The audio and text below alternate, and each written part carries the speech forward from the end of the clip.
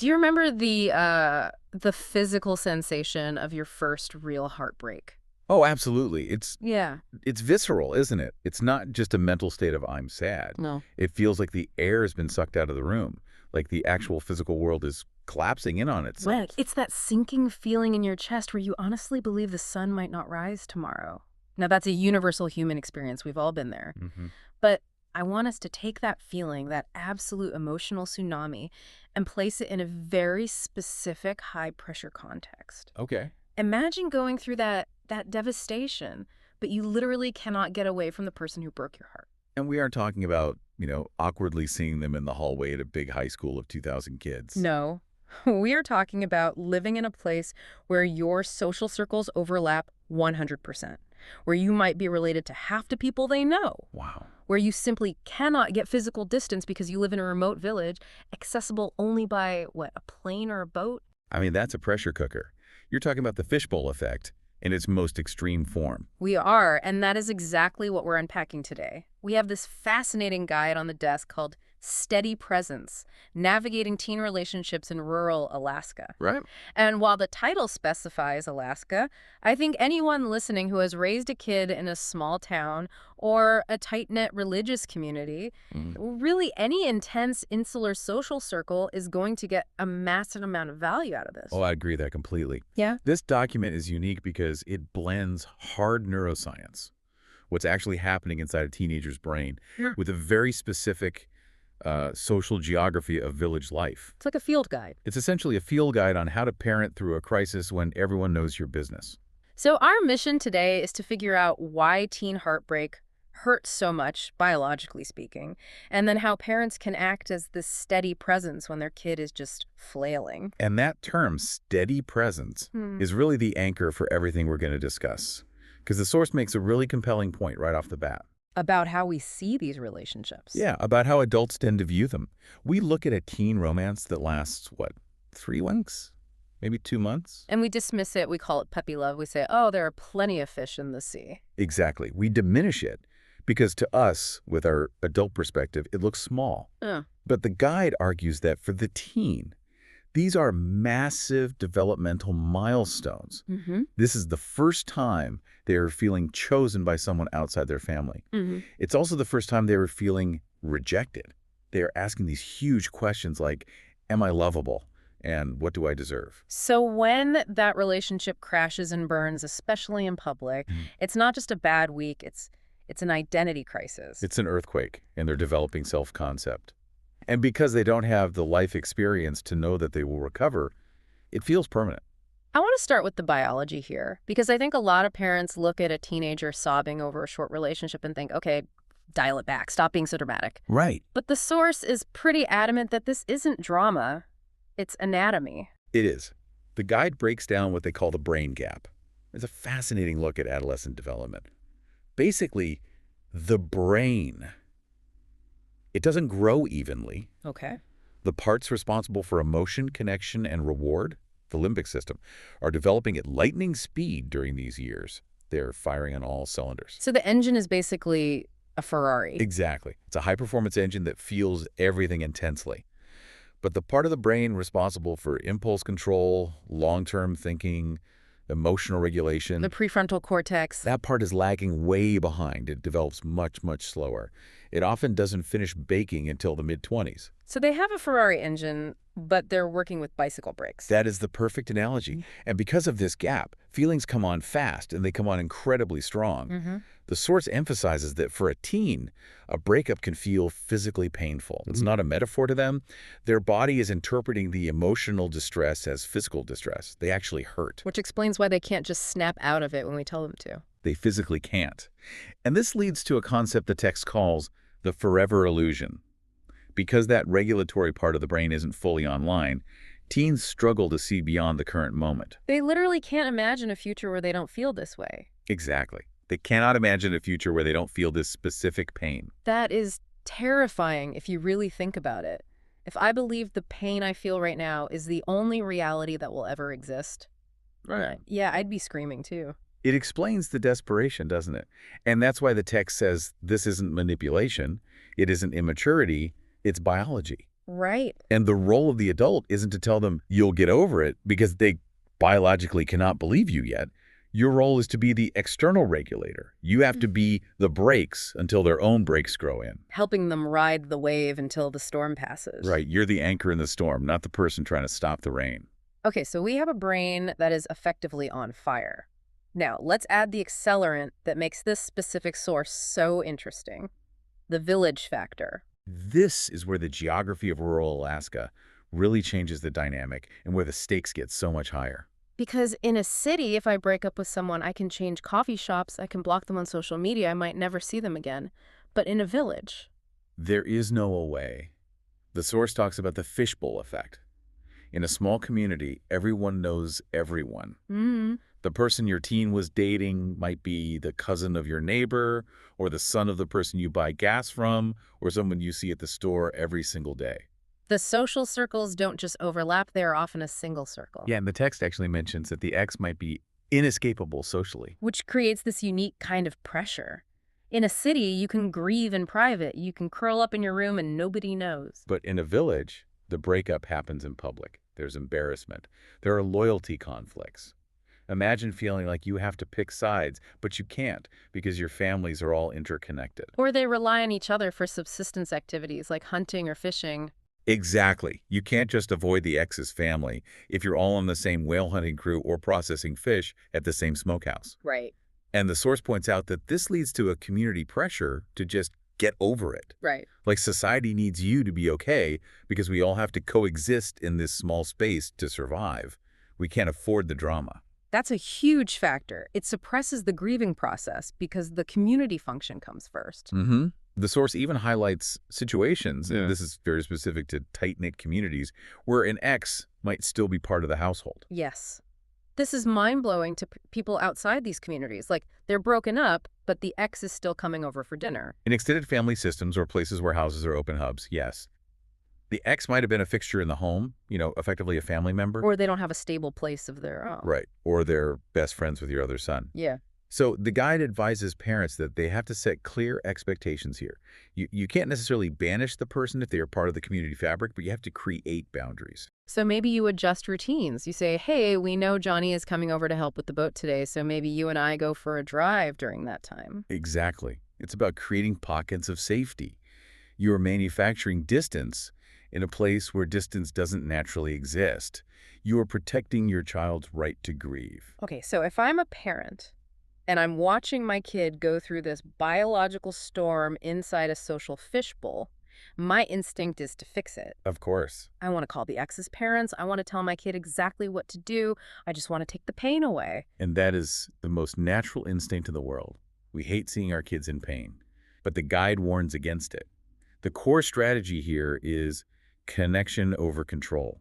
Connection over control. I mean, that sounds great on a bumper sticker, but what does it actually look like when your teenager is screaming at you or crying on the floor?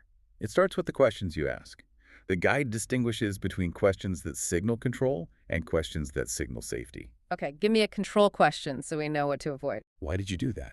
Or the classic, I told you this would happen, didn't I? Oof. Yeah, even as an adult, if someone asks me, why did you do that? My hackles go up. It feels like an accusation. It shuts the door immediately. It signals danger to a teen brain that is already in fight or flight mode. It says, I am judging you. So what's the alternative? You want to use curiosity. Do you want to tell me what that was like for you? Or what part of this hurts the most right now? What part of this hurts the most? Wow, that is such a gentle question. It assumes the pain is real. It invites them to analyze their own feeling without fearing a lecture. And the guide emphasizes the power of just listening. Teens usually open up in small pieces, often when you aren't making eye contact. Oh. We can get to that in a minute. Right. But if you interrupt or jump in with a solution, they shut down. So you have to suppress the urge to impart wisdom. You have to bite your tongue. You do. And trust me, I know how hard that is. The guide suggests simple phrases like, that sounds really painful, or I'm really glad you told me. There's a specific technique mentioned called reflecting feelings. This feels a bit like therapy speak, but walk us through why it works. It's highly effective because it acts as a mirror. So if they are raging about their ex, saying, I hate him, he's the worst, he ruined everything, you don't say, well, you shouldn't have dated him then. No. You say, It sounds like you feel really betrayed right now, or you might be feeling angry and sad at the same time. And I can see parents thinking, but if I say that, aren't I agreeing with their crazy behavior? Aren't I validating the drama? And the source makes a huge distinction here. Reflecting is not agreeing. You are not approving of the relationship, the breakup text, or the screaming. You are validating the emotion. Ah. You are saying, I see that you are hurting, and this calms their nervous system because the teen feels heard. Mm. And once the nervous system is calm, once that Ferrari engine idles down a bit, then and only then can they maybe hear some logic. But what if they won't talk? Because I know plenty of teens who go into the cave, they shut the door, hoodies up, absolute silence. Silence is loud. And the guide is very clear. Silence does not mean they don't need you. In fact, they might need you more. So do you just leave them alone, give them space? You give space, but you maintain presence. This is the nonverbal support section, and I think it's beautiful, especially in the context of rural life. It's about presence without pressure. Exactly. And practically, that means activity-based connection. The source specifically mentions things common in rural Alaska. Going for a drive on the back roads, a walk on the tundra, spending time on the land. We're just working side by side. Yeah, chopping wood, fixing a snow machine, cutting fish, doing something with your hands. So you aren't forcing eye contact. Right. Eye contact can feel very aggressive to a teen who is ashamed or hurting. But if you're both looking at the engine of a snow machine, or you're both looking at the road, the pressure is off. You are just there. It's the visual cue of I am not leaving you. It is. Just sitting nearby while doing separate activities builds trust. It tells the teen, I can handle your big feelings, I can handle your silence, and I'm not going anywhere. That feels very grounding. But we have to pivot to something heavier now. The source discusses a concept called stacking, and this feels really relevant for communities that have been through a lot. This is a critical insight, and honestly, it's one of the most important parts of the document. In many Alaska communities, and really any community facing systemic challenges, poverty, historical trauma, a breakup is rarely just a breakup. It's sitting on top of other griefs. Yes, the guide mentions things like the loss of loved ones, substance use in the family, or housing insecurity. So picture a backpack. Right. The teen is already carrying rocks in that backpack. Maybe they lost an uncle last year, maybe money is tight at home, maybe a friend moved away. Then the breakup happens. That's another rock. And if the teen collapses? It's not just because of the breakup rock. It's because of the weight of the whole pack. That stacking effect explains why a reaction might seem totally disproportionate. Exactly. If a teen is screaming, throwing things, or completely despondent over a 3-week relationship, parents need to ask, what else is in the backpack? The breakup is just the straw that broke the camel's back.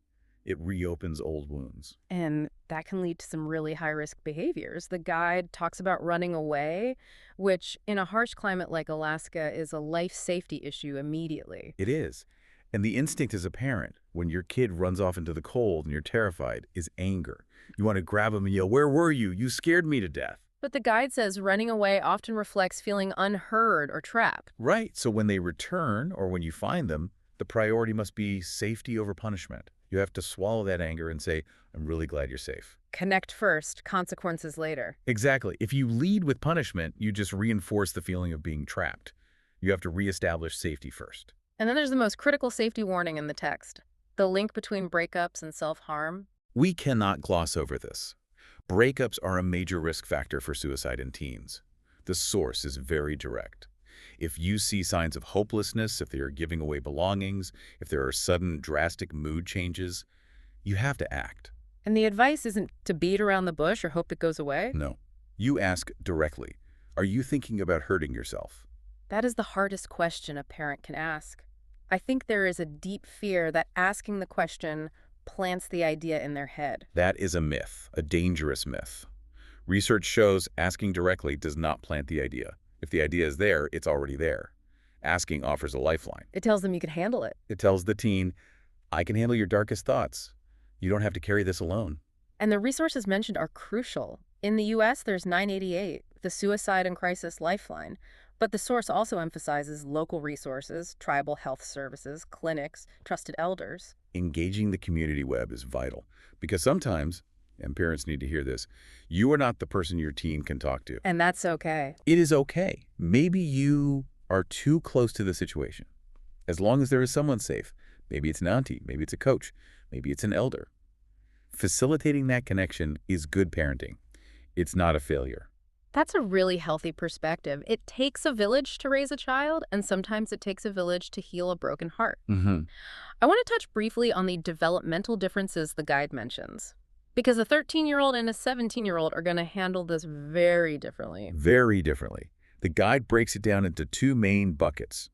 You have the younger teens, roughly 12 to 14. The ones who are just getting hit by these chemicals for the first time? Yes. They feel intense emotions, but often lack the vocabulary to explain them. They swing wildly between "I'm fine" and total distress. So they need more structure. They need more structure and reassurance. They need you to help frame the world for them because they simply don't have the experience map yet. They need to know that life goes on. And the older teens, the 15 to 18 crowd. For them, relationships are about identity formation. They are asking, who am I? A breakup feels like a loss of self. They tend to cope through withdrawal or risky behavior. So they need more space. They need autonomy, but paired with emotional availability. It's a tricky balance. You have to respect their independence while making it clear you are still their safety net. You can't treat a 17-year-old like a 13-year-old. Or they will push you away further. But you also can't assume they are adults who can handle it alone. They aren't. They still need that steady presence. It really all comes back to that central theme of the steady presence. It does. You know, parenting through this phase feels like walking a tightrope. But the source offers this incredibly relieving thought. You don't need to be perfect. I think every parent listening just exhaled. You really don't. The teen doesn't need a parent who has all the answers or who never says the wrong thing. They need a parent who is willing to listen and willing to repair. Repair is such a good word. Admitting when you messed up. Exactly. If you snapped at them because you were scared, you apologize. You say, I was scared and I snapped. I'm sorry. That modeling of repair teaches them how to function in relationships. It becomes their internal compass. It does. It shows them that they are lovable even when they are messy, which answers the question they're asking, right? Am I lovable? And the parent's presence answers that with a yes. Precisely. Even when they are pushing you away, the text says, you matter more than you know. You are the floorboards beneath their feet. We've covered a lot here, from the biology of the brain gap to the fishbowl of village life to the scary realities of risk and safety. But if we boil this down, what's the big takeaway for you? For me, it's about reframing the parent's role from fixer to witness. Say more about that. Witness feels passive. It feels passive, but it's actually incredibly active and difficult. In our culture, especially when we see our kids in pain, we want to make it stop. We want to solve the problem. We do. But this guide teaches us that the pain is actually part of the process. It's part of the growth. By trying to fix it or distract from it, we rob them of the resilience they are building. So the most powerful thing we can do is just witness their experience without judging it or trying to rush it away. Being the steady presence in the storm. It's not about stopping the storm.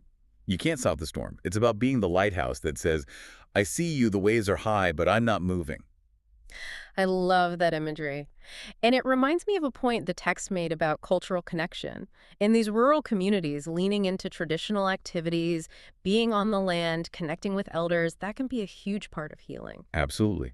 Connection to place and culture is a massive protective factor. It grounds them when their personal world feels shaky. It reminds them the village isn't just a fishbowl where everyone watches you. It's a net that catches you. So as we wrap up this deep dive, I want to leave the listeners with a thought. We've talked about how hard it is to sit in silence with someone who is hurting. It's uncomfortable. It makes us anxious. It goes against every instinct to do something. Exactly. But this guide challenges us to embrace that discomfort. It leaves us with this question. In a world that is constantly rushing to fix pain, to distract from it, to medicate it, or to solve it, do we have the courage to just sit with our loved ones in the dark until they are ready to find the light themselves? That is the ultimate test of love, isn't it? To just be there. It really is. Thank you for listening to this deep dive. If you know a parent navigating the teen years,